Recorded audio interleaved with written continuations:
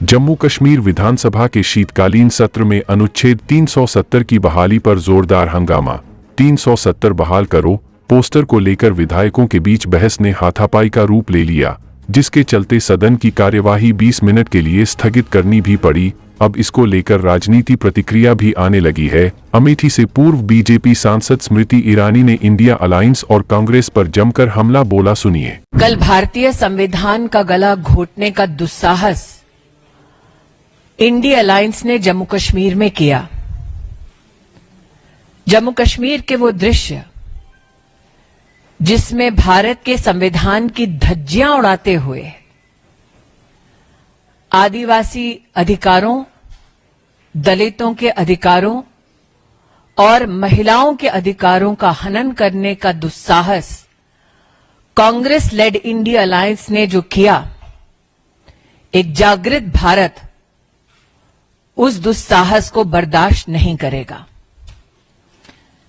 जिस रेजोल्यूशन को India alliance ने कल पारित किया, उसके अंतर्गत वो जम्मू कश्मीर में भारत के संविधान के खिलाफ एक नई जंग लड़ते हुए दिखाई देते हैं।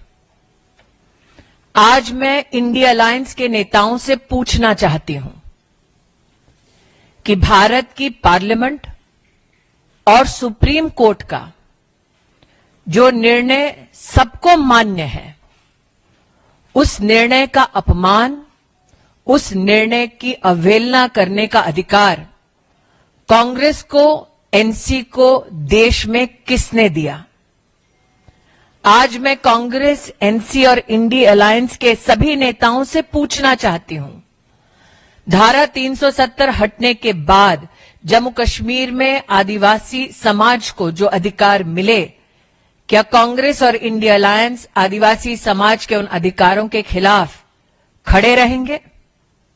जम्मू कश्मीर में धारा 370 हटने के बाद दलित समाज, पिछड़े समाज को जो अधिकार भारत के संविधान के माध्यम से भारत की संसद ने सुपुर्द किए, क्या कांग्रेस नेत इंडिया अलायंस उनके खिलाफ खड़े रहेंगे? कल का रेजोल्यूशन कांग्रेस और इंडिया अलायंस के नेताओं का टैक्टिकल समर्थन दिखाता है उग्रवाद और आतंकवाद के समर्थन में। ये भारत में हर नागरिक को ज्ञात है कि धारा 370 हटने के बाद नागरिकों की मृत्यु में 80% की गिरावट हुई। ये हर हिंदुस्तानी को ज्ञात है कि धारा 370 हटने के बाद जम्मू कश्मीर में आतंकी घटनाओं में 70% की कमी हुई। लोकतांत्रिक ढांचे के माध्यम से एक चुनी हुई सरकार विकास के मुद्दों पर काम करने की बजाय, भारत को जोड़ने की बजाय भारत को तोड़ने का प्रमाण दे रही है।